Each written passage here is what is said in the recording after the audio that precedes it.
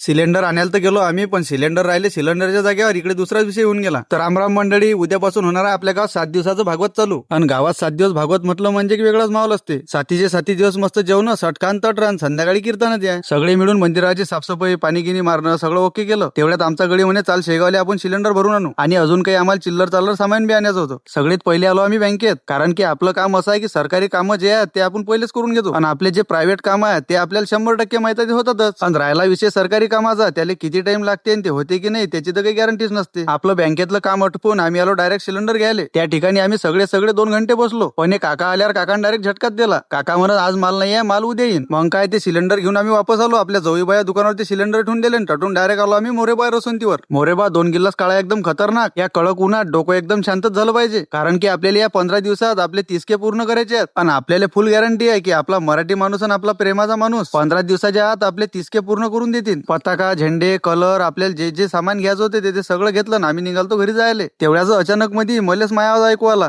अरे थांब रे जरा, एवढी भूक लागली का तुला? लोकांचा वाढतो होते. गळ्यांत डायरेक्ट विशेष बेकार करून टाकला होता. आपला ब्लॉक दिला डायरेक्ट त्या साऊंडवर आणि मोठा आवाज. गाडी थांबवली, त्याचा व्हिडिओ घेतला आणि त्याच्या बाद सरळ आम्ही घरी आलो. आता आजपासून आपले रोजचे ब्लॉक येत जातील. लवकरात लवकर आपल्याला फॉलो करून घ्या आणि 15 दिवसाच्या अंदर आपले 30 पूर्ण करून टाका.